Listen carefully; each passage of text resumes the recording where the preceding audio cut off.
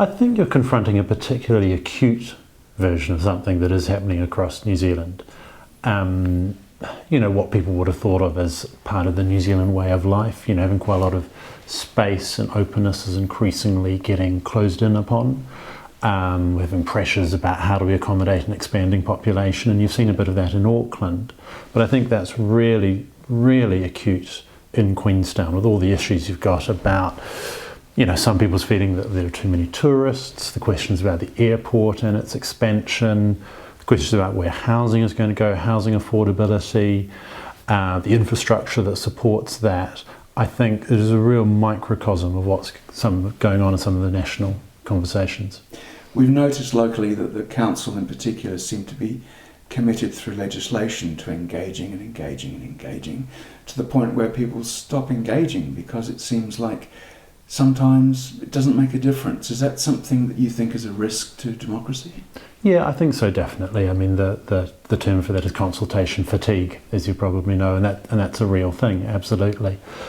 I guess you have to see that as part of the long evolution of government, which is still quite a new thing in the bigger picture. And, if you went back, say, 100 years ago, the idea that you would extensively consult with your community would just not be something that people would have entertained, really.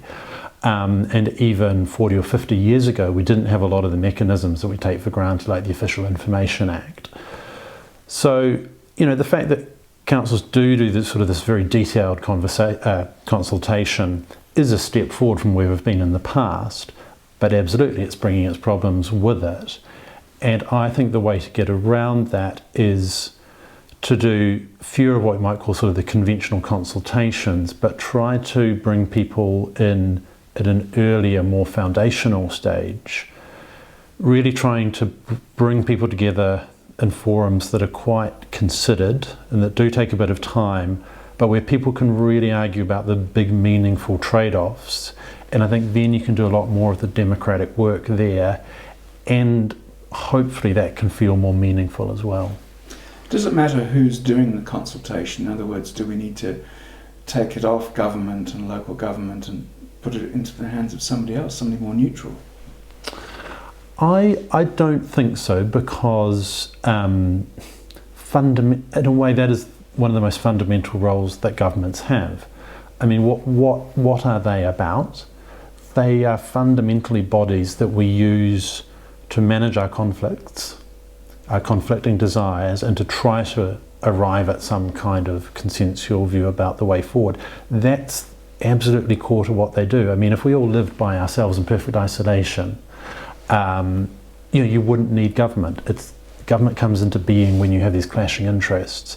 And doing consultation is absolutely part of that.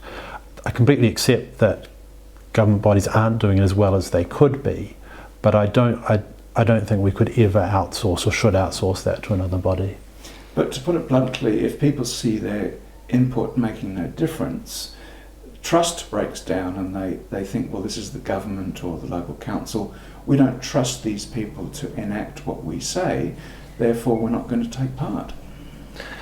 I think that's definitely a problem if consultation isn't done well, or if there is this very heavy reliance on consultations that are about ticking the box. And it's that question of when do the conversations happen? And as I've said, I'd like to see those conversations happening earlier. We also have to remember that, public bodies have always been mistrusted to some significant extent. That's not entirely a new phenomenon. I just think if things aren't working as well as they could be, I think the answer is to renew democracy, to keep evolving it, to take advantage of all the opportunities that the 21st century allows. And we see in other countries government bodies making much greater use of citizens' assemblies and direct budgeting and really deep online consultative forums. There's absolutely no reason why our public bodies couldn't do the same thing. And when bodies have done them in other countries, they've seen the fruit in terms of increased trust and greater legitimacy. This question is a little bit biased because I'm a journalist, and from my perspective we see more and more power going to the public relations and comms people, And we also see council management in particular grappling with ever-increasing complexity, and I'm sure they must say behind the scenes the public will never understand this, so we can't really meaningfully consult. So what's the answer there? Does media have a role to play in punching through this apathy, or does it need a change of culture with governments and local councils? Well, I think there's two really important issues there. On the first one, the question in the media, absolutely. I mean, it's almost a banal thing to say, but having a well-functioning media is crucial to democracy. And of course, it's one of the first things that an authoritarian government suppresses for exactly that reason. And we have been going through a difficult patch for the media. You know, it used to be, what did the census tell you, that there were 2 PR people for every 1 journalist, and now it's 8 to 1 or something like that. So there have been real problems there, but I think we're just at the start of a flourishing of new forms of journalism. You know, and I get the impression that your work here with Crux is part of that. But you would look at the spin-off, which has opened up a whole new array of forms of commentary. Newsroom, which has brought a whole ton more journalists right into the heart of Parliament, and they're reporting on the nitty-gritty, the stuff that's quite technical. They're going in there and they're holding people to account. They're doing investigative journalism. So I think I'm an optimist about that. I think that's on the way back up after quite a difficult period. On the question of complexity, it's absolutely true that citizens don't have the time or necessarily the energy to grapple with everything.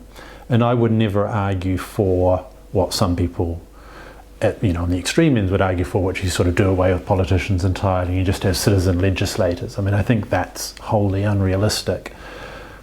But I do think we could arrive at a situation where we draw on the mix of expertise. So the expertise of officials, the expertise of subject experts, and the expertise of citizens who are, after all, experts in their own lives. And I think that's a really powerful phrase. What I'm talking about is forums where those two groups are brought together more closely and get to hear from each other and thrash the issues out together.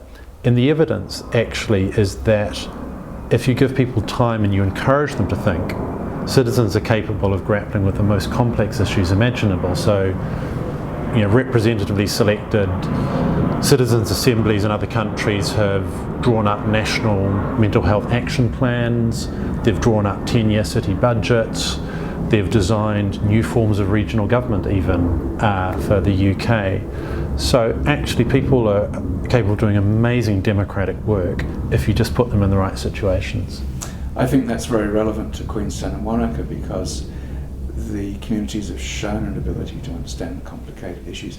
But growth down here is so rapid that I get the impression that the government and the council don't have time and they need to push things through to try and keep up with the curve, not even get ahead of it. What do you do there? Because the council here and government say you can't stop growth. Do we need to stop growth in order to explain the complexity? It's an interesting question. I think we have to remember that up to a point, governments have probably always been slightly behind the curve. I mean, the very nascent governments of 100 years ago, 150 years ago, people forget this, but that was a time of extraordinary technological innovation and change, you know, with the development of electricity and the motor car and all sorts of other things. I mean, governments coped, didn't they? You know, they wound up being able to regulate all those developments. And I'm sure at the time people were saying, oh, they can't keep pace with technological change. And well, here we are.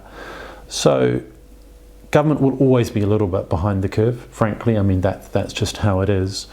On the growth question, I think that's a really interesting one. And it wouldn't be for me to say, exactly what people should do in this area.